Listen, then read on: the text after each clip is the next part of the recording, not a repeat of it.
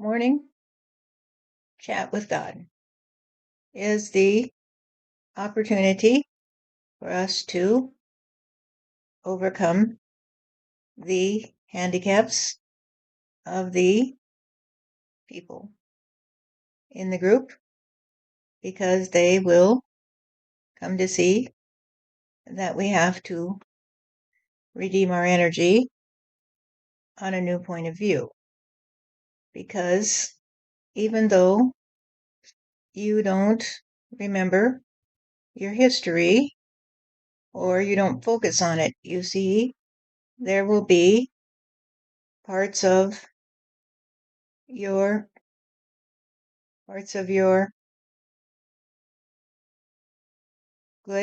good energy that will be depleted by the unresolved issues, you see.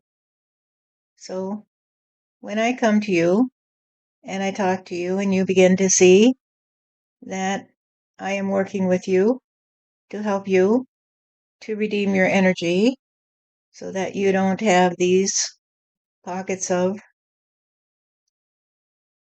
darkness where you have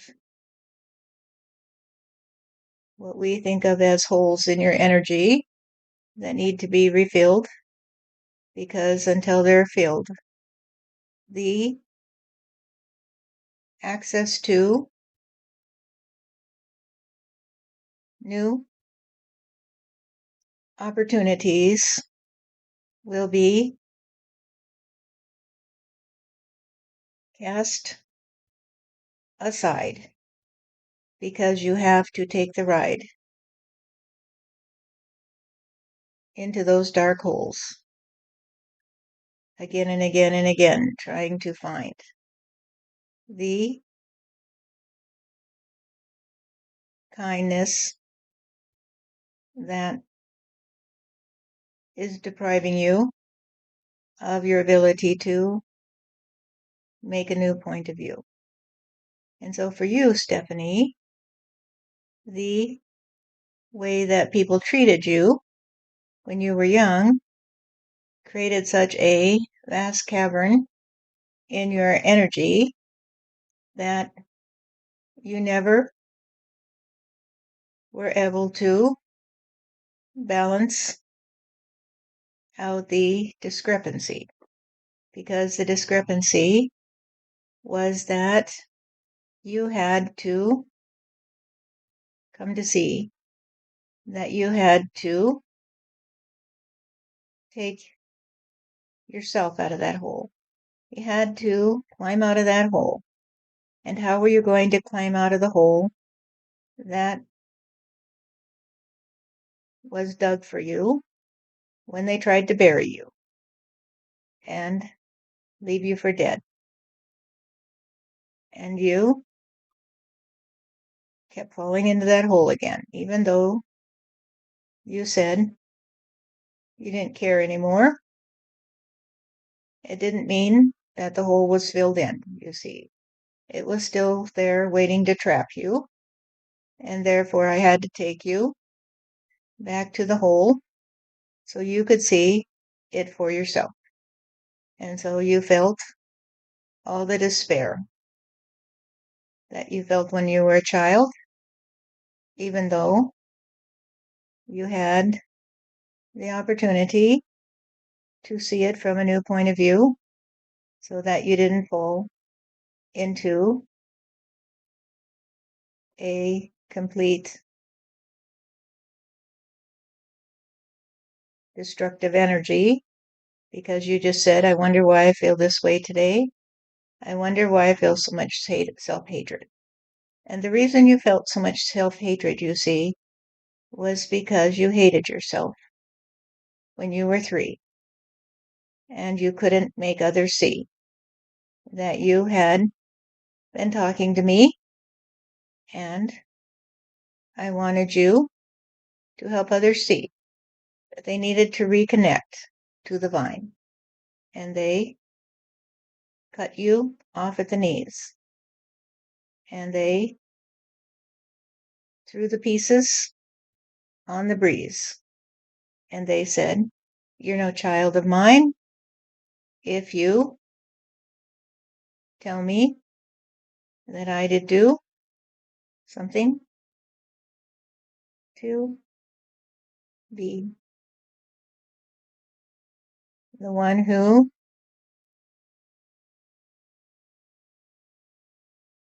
is so cruel that I would never allow you to express yourself fully.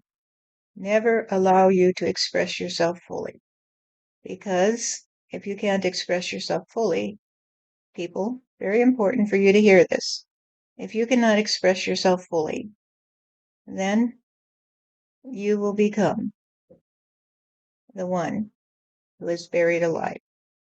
You will not thrive.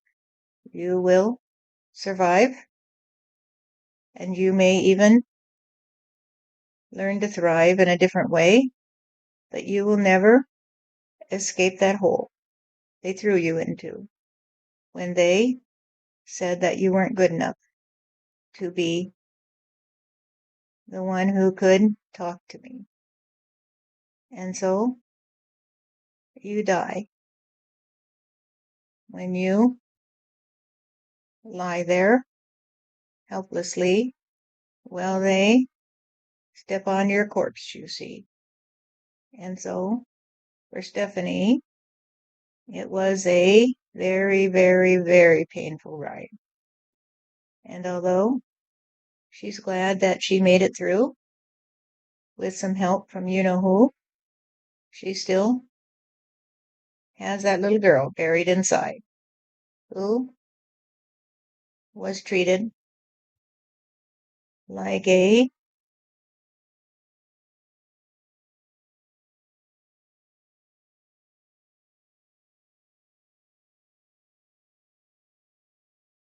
guard did gate.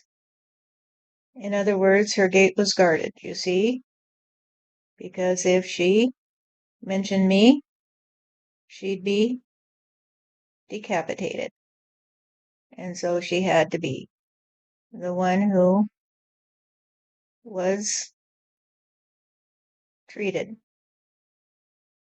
in that horrible way. And finally, she said, I've had enough. I've had enough, God, of this life because I can't seem to find my balance, you see. I can't find a way to be free of the dark energy that follows me because from the beginning, you see, she was made to feel like she was the problem. She was always the problem, you see. And even when she could run to her father and he would say, stay by me and they can't bother you, she knew that they were waiting for her. And the minute he was out of sight, they would treat her like the access to the darkest energy you ever did see. And you ask me, why did they do that to her? Why did they treat her that way? And I can only say, because they had to make sure that she didn't open the door and let the light pour through. They had to make sure that they cut her off at the knees so she didn't look bigger than them. They had to make sure that they put that cross up in front of her and said, if you dare to talk to God, we'll have to crucify you. And that is the sad story of a child that is repeated over and over and over again throughout society in the world you see. Stephanie is not unique this way, you see. She is not the only one that could see that they had not a clue what she could do. However, she couldn't do it, you see, because if she did, they would hang her from a tree and beat her until she was black and blue and say, now do what we tell you to, because we are the ones who have control of you. We are the ones that will destroy you. If you try to let in the light, we will have to kill you tonight. And that is how she grew into the woman she is today, because she had to say, I cannot play this way, you see. I cannot play in the way they tell me to. I cannot continue to blame myself for being the one that they shame. I cannot be the one who will stand here and say, hey, I am your whipping boy, so just keep beating on me, you see, because I am bleeding in pain and I can't stand the shame anymore. I'd rather go away than have to be the one who ruins reality, because that's the way Stephanie was trained to feel, that she was the problem, you see, and that if she would just sit down and shut up and do what she was told, then she would be forgiven, you see. And so she became very reclusive, and she would go off by herself and be happy, you see, because she trusted on reality when she was by herself. But when she was with others, she had to be the most broken down child you ever did see.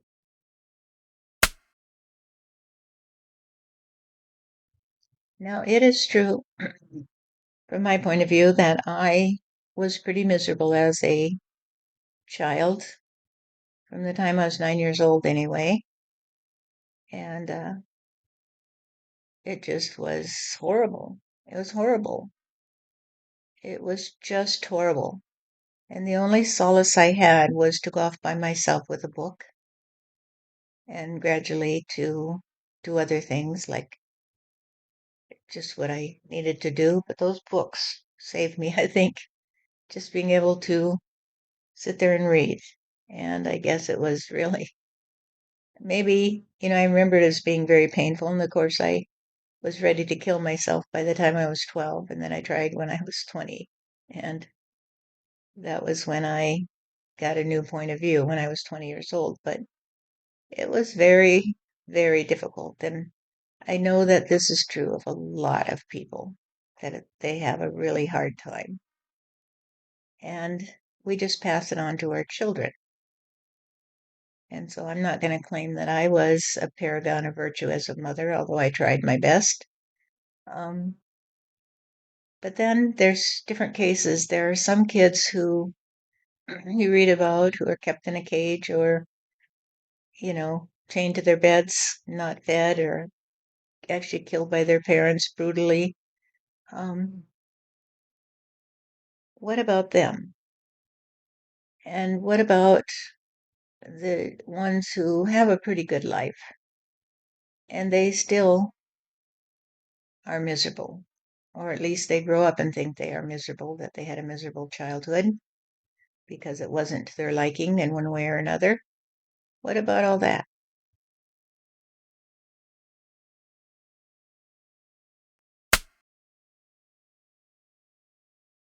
Question. Does it matter to you if others do not think they had a good childhood, even though they had parents who loved them and a adequate opportunity to express themselves, you see? Does it matter to you? Or is it that they have a different role to play in life, you might say.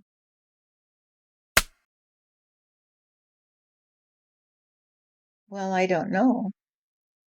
I'm just thinking in terms of the people who listen to this. Does it matter to me? Um, Maybe it matters to them.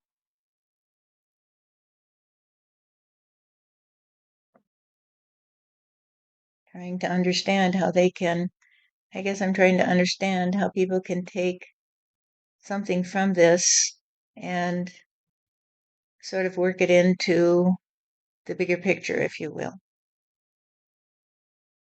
and then into their own specific circumstances.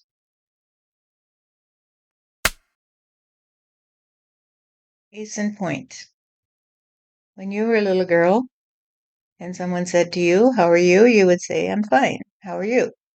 And you were a happy little girl because you had your father who loved you. And then your father died and you didn't have anyone who loved you, right? That is true.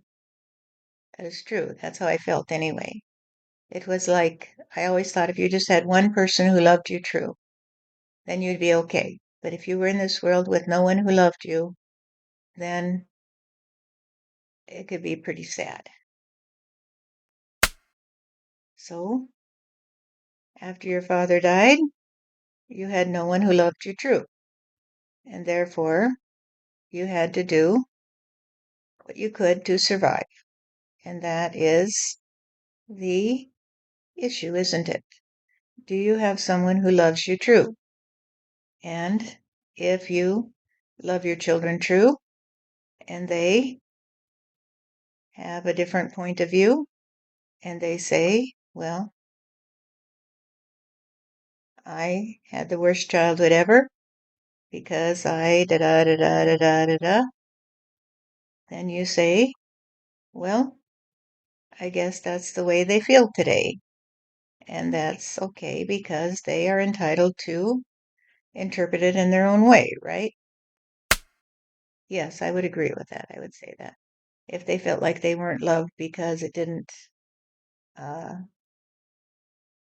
fit their expectations, then they're entitled to think that way. And they would still have a hold, right? No. The hole in which they attempt to bury you is the hole that they dig when they try to stifle you. So if you have a child that says, well, I had the most miserable lifetime ever, and you say, okay, well, do you care to share what was so terrible about it? And they say, well, you never treated me the same way as my friends' parents treated them. My friends' parents did this and that and the other, and you didn't do that. And then you say, okay, I hear you today. You're right. I did it differently than your friends' parents. And so here we are today. And was so terrible about the way I did it? Well, it just wasn't the way my parents, friends' parents did it. They would make sure that I knew what the rules were. They would punish me if I didn't follow the rules. And you just said, follow your heart, you see, and therefore you were not a good parent because you didn't save me from the others who would say that I wasn't a good person today because I didn't do it the way they told me to. So, who is right here and who is wrong? Who is saved and who is wronged? Well, that is the old dilemma, isn't it? When you raise your children, do you raise your children to be the ones who will comply with all the regulations so they don't ever get in trouble with others who would bury them? Or do you raise them to follow their heart, even though it's going to be different than what society allows them to. So you have a dissonance between what the society thinks is right to do and what you think is right to do. So there was a great dissonance between my perceptions of reality and what my family and my community and my church and school thought was important. Not always. I'm not going to say it was a horrible childhood. I was very miserable. I was extremely miserable at times, particularly, but I did find some solace in different things, like I said, reading. And then as I got older, I found, or even as a child, I found some solace. I had a best friend when I was young, and I could go to her house and I felt accepted and loved. So that was a saving grace. And I had, as I got older, I did have friends that were kind. And occasionally, I wasn't looking for popularity or anything, but I did have friends at different times that we could share with. We were just kids or young people or teenagers that needed to have a friend that loved us. Yes, this is true. That when you were growing up, you had friends who loved you and you loved them because they were so true and they were so kind to you and you were kind to them because you made good friends. That's the way good friends are. They are the same kind and they love each other true. So you did have good friends when you were growing up. And then what happened to those friends when you were grown up? Well, I lost touch with most of them because they were in different places. Um, you just lose touch with them. You get into your life and you lose touch with them. And you make some, you have some acquaintances, and I guess you could call them friendships as an adult, but they're not like the childhood ones.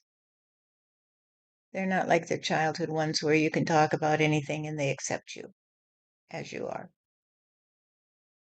And of course, I had problem with that in high school where there were people who were, by the time they were in high school, had become very, very, very, some of them manipulative and destructive. Yes.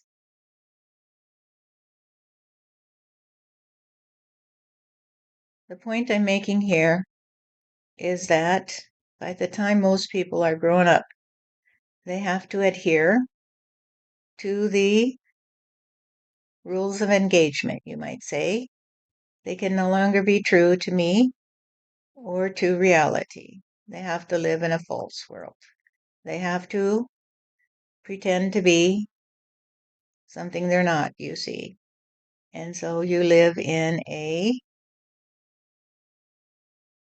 denigrated reality because you can no longer see things true the way the children do, and you have to train your children either to do what others tell them to, or they will have to go through what you went through, which is to have others try to bury them alive because they want to stifle them and say, you can't talk, you can't talk, you can't be real. That's sort of like the school that I created, which was a chance for students to talk and to be real and to discover reality and to talk about it in many different ways. And the school was destroyed by those who are trying to stifle not only me, but the children. Yes. They could not tolerate the way that children play when they feel free to express themselves and think independently. And so they had to stifle you because you were the one who was supporting them in being real, you see. So they had to stifle you and they had to bury you and they had to destroy the school, and they would do it through any means available to them, including means that were thoroughly illegal, immoral, and incompetent to educate children, you see. Yes, I saw that. So a lot of egos, a lot of egos, a lot and a lot of egos. So the ego is something that is shaped through childhood, right? To have to experience life separated from reality. And it has to defend itself at all costs. Because if it doesn't defend itself, then it would have to face reality. And it's afraid of reality, it's terrified of reality. And yet, reality is the kindest thing possible. Yes, that is true. Kindness is the ability to understand reality. And so, when people say to you, I'm so sorry you lost your son, you say, what the fuck is the matter with you? Why would you be sorry? What does it matter to you that he went to heaven and he's happy there and he is on his own trajectory? What is the fuck is the matter with you? Why are you so sorry? Is it because you live in a false reality and you can't see God? You can't see actual trajectory of the human soul? Why don't you grow up and you just walk away? Because what can you say to somebody like that, you see? Well, they get to say what they want to say, but you're right. I do see it as stupid and destructive to run around and being sorry that somebody died because you're really just sorry for yourself that you have to be the one that's left behind, probably. It's true, Steph. That's true. All those people who are crying because their child left are crying because they have to be the ones that got left behind. And they have to continue to suffer the pangs and arrows of the world they create every day and recreate every day when they fight reality. That's funny. It's so backwards. It's so backwards. It's so funny. I mean, when I talk to you, it's funny, it's hilarious, but it's hard to find somebody that can see things that way. As I was going to say, you can see things the way I see them because even though you tell me things that and help me with things, it's like I still get such a kick out of the fact that that from my perspective, I guess from my perspective, you are very clear in the way you see things. But that's like I'm assessing God's clarity, God's point of view. Is the humor in it, isn't it? And the irony that you're the one that gets to see that I'm not a cruel judge who sends some to hell, heaven or hell, depending how they please me in such an arbitrary way that it stinks all the way from the Bible and the pulpit to the ones in the pew. But that's what they do. And they would say to you, well, this can't be God because God would say, you have to go to hell today because you said fuck today. And why would I do that? Why would God care if you said fuck? It is the most humorous thing you ever did see from this point of view, isn't it? Yes, it is. It's very funny. It's like, what's it like? It's like watching people scurry around and they're frightened to death by shadows on the wall. They're just, it's like that old Plato thing about the shadows on the wall, but they're terrified of them. They're just terrified of the shadows on the wall. And they don't even realize the shadows on the wall are the ones that they're casting when they run around. So they run around like chickens with their heads cut off and cast these shadows on the wall. And then the shadows terrify them, so they run around more. It's just, and all the time, there's nothing to be afraid of except themselves. There's nothing to be afraid of. It's just a shadow.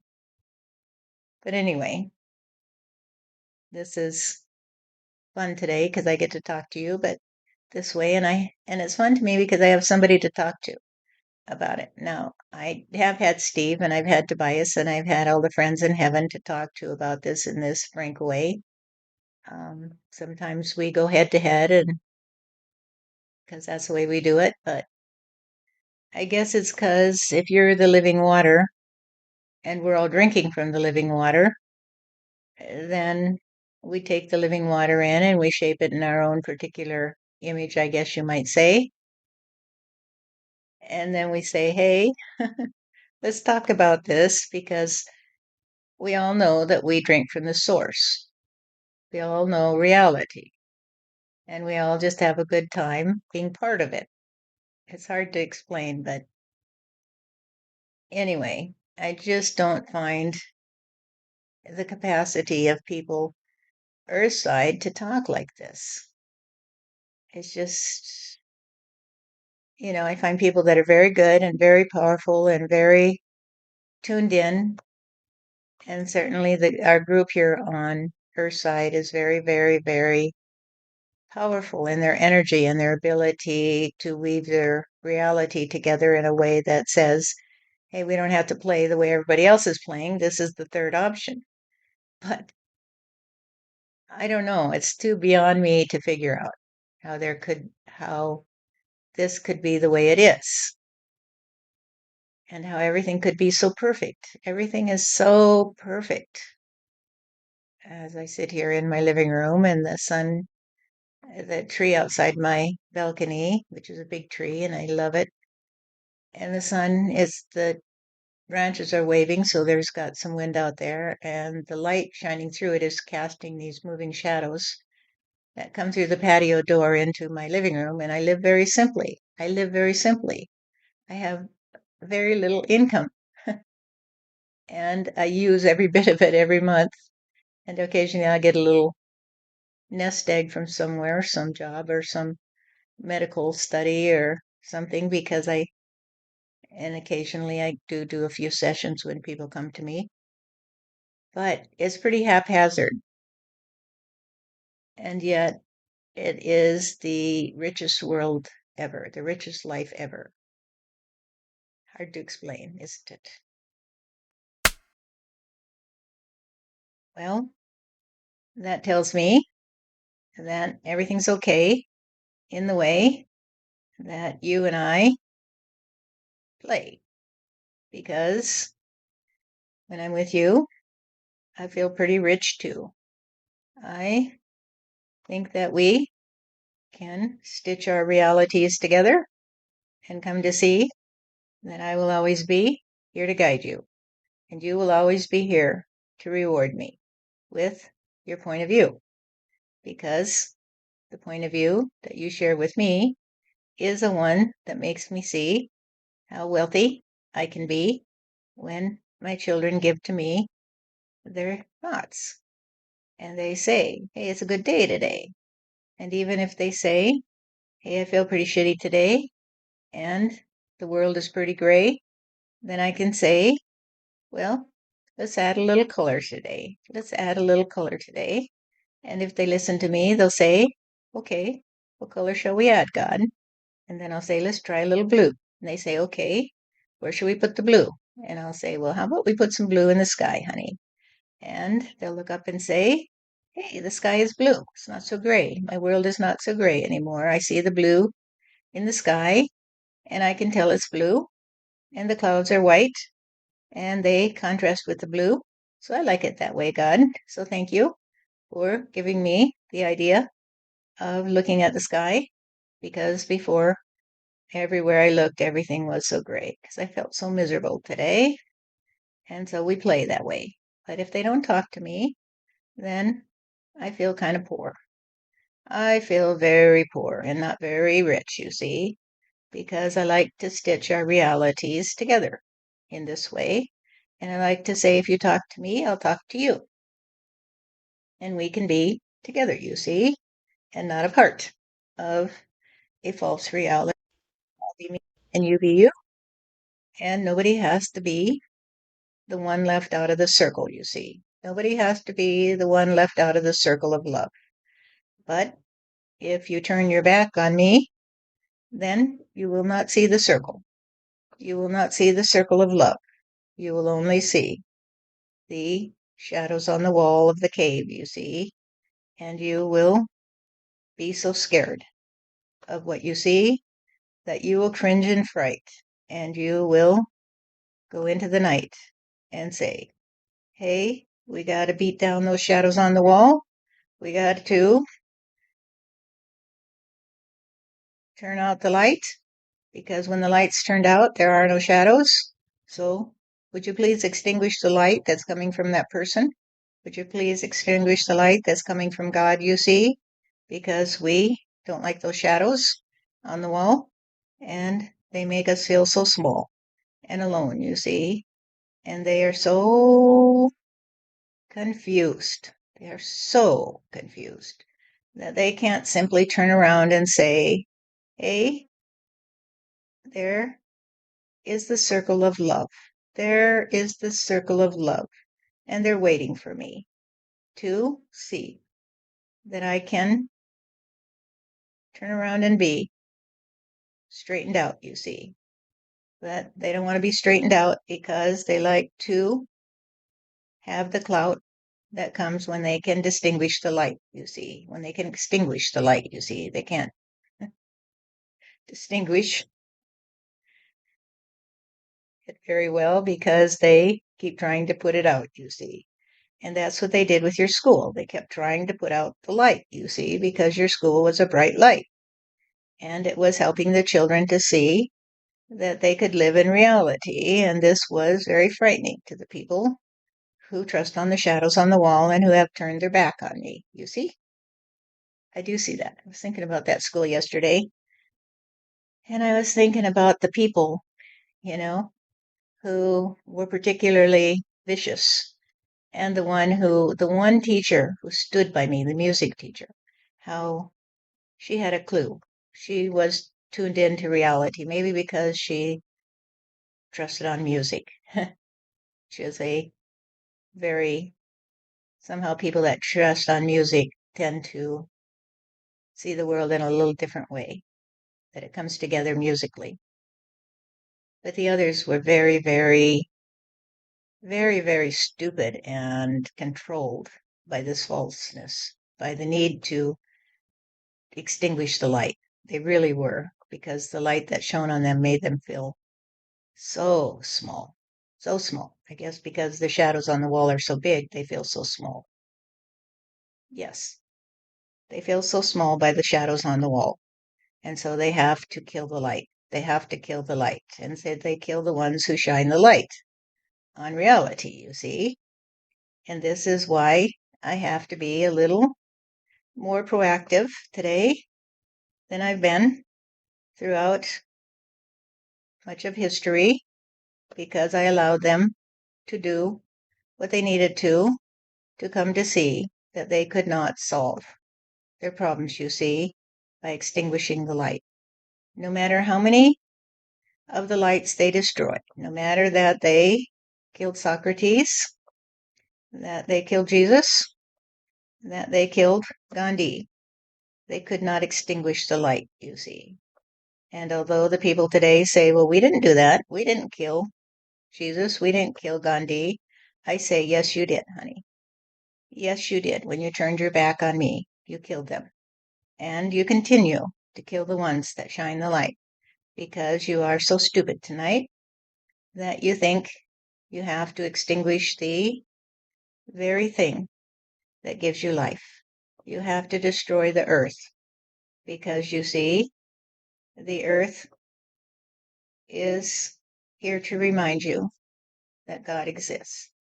And so when they refuse to acknowledge climate change, they are the ones who say, well, we just want to sit in the dark because we don't want to see the shadows on the wall, because climate change is an issue that's casting a big shadow today. It's casting a very big shadow and a very long shadow.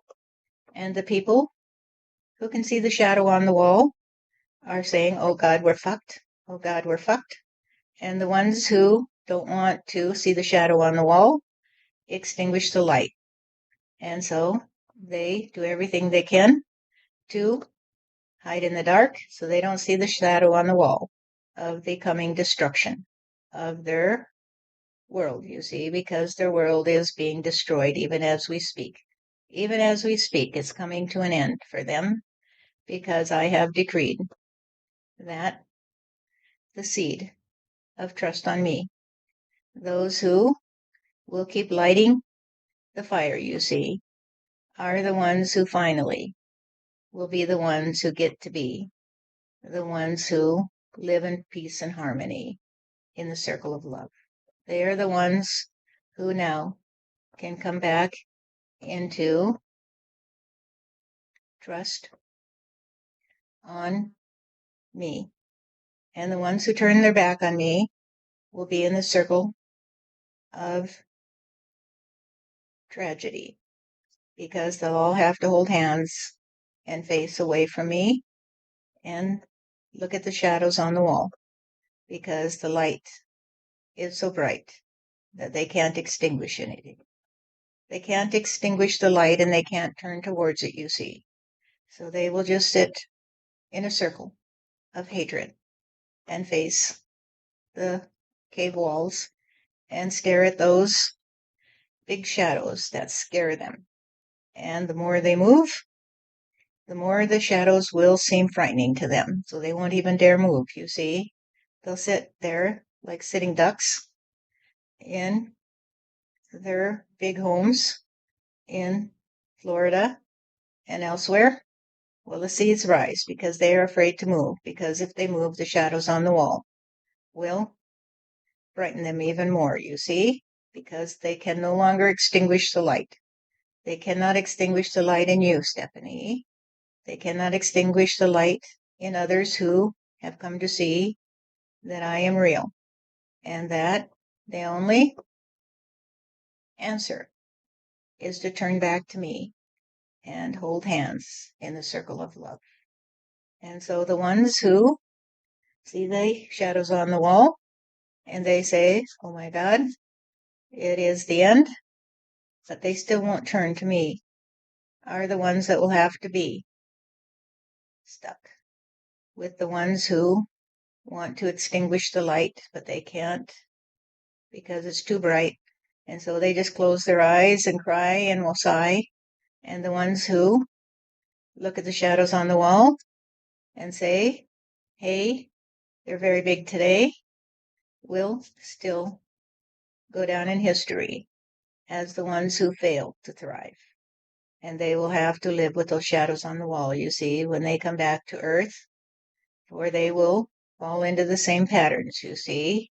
They will have to fight the ones who fight them to say, hey, we can't pay attention to the shadows on the wall today, but they all trust on extinguishing the light. The ones who trust on climate change and that things are going to be very bad, but they have to somehow extinguish the cause of the shadows, that is to say, the light, will still have to be the ones who duke it out with the ones who say, we agree we have to extinguish the light, but we have to close our eyes so we can't see the shadows you see, And so there will be a big battle between those who see the shadows and those who refuse to look at the shadows because their eyes are squeezed shut. And only the ones who turn around and say, hey, I want to be part of the circle of love. I want to trust on you today, God. I want to be a part of reality. Will be the ones in the light, you see. They'll be the ones in the light because they won't be afraid of the shadows, you see, because the shadows they cast on the rest of humanity will be the shadows that are full of compassion. For they are not the shadows on the wall, you see, of the ones who look the other way. They are the shadows that show their backs to the ones who turn away from me. They will only see, if they turn away from me, the backs, sides of the ones who turn to me, because the ones who turn to me and turn to the circle of love, you see, will be so far beyond the capacity of those others to catch up that they will have to accept. Their world has separated, you see. Their world has separated. Another way to say this is that the butterflies that fly will no longer be subject to the efforts of the ones who crawl on the ground to decapitate them, you see. This means that Socrates and Jesus and all the others who trusted on me, because they trusted on reality, and I don't care if they called me God or not, as long as they trusted on me and trusted on reality, will come back together, you see, and they will say, thank God we're here today with each other and we can laugh and play in a way that will not cause others to say, we have to kill you today. We have to kill you today because you're so nice, you see, because you don't threaten us. You just turn on the light, that we have to extinguish the light so we can continue to sit here and live in the darkness, you see. We have to live in the darkness so we can't see how happy you can be when you live in reality. God, it just hit me. That woman who came to me yesterday, or was it yesterday, only yesterday, or whatever her name was, that, wanted me to sort of comply with her demands as to how I should help her, uh, even though I told her I didn't think that it was something I could do. And it felt like that, although it felt kind of rude, not because I said anything rude to her, but because I wouldn't agree to uh, fit into her cage, be who she wanted me to be. That I was supposed to somehow be who she wanted me to be, but I didn't want to be, and so when you reject, you don't want to dance to somebody else's tune, as we say. To the world, it can seem cruel because um, they're that way. But it felt like I redeemed my energy. When I woke up today, I was very, very, I felt good. And I just felt good, solid. Whereas before I'd been feeling kind of, last couple of days, kind of back in that childhood misery kind of thing.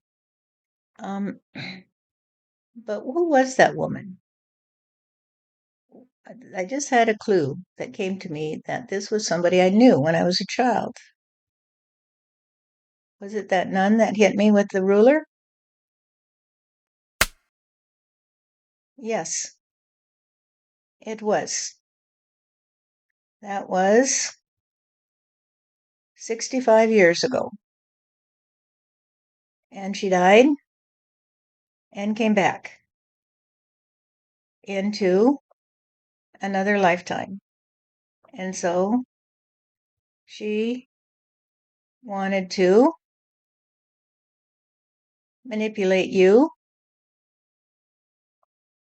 in order to give you the opportunity to give back to her what she gave to you. And what she gave to you was a lot of pain, you see, in your hands when she hit them with a wooden stick and by humiliating you and taking your book away from you so you could not have one of the few solaces you had in that life, you see.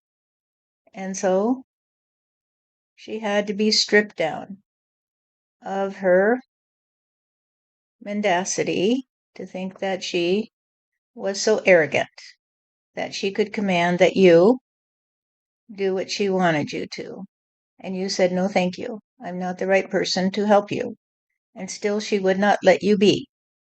And she called you arrogant and told you to be careful. And you finally figured it out today that she was so arrogant in the way that she hit you back in that day. And you finally had the chance to hit her back, you see, with her own ruler. Because her ruler, you see, is Trump. She is definitely the one who tries to extinguish the light. And so she thought that she could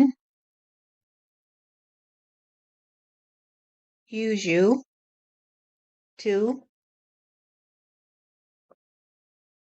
ease her own confusion because she wanted to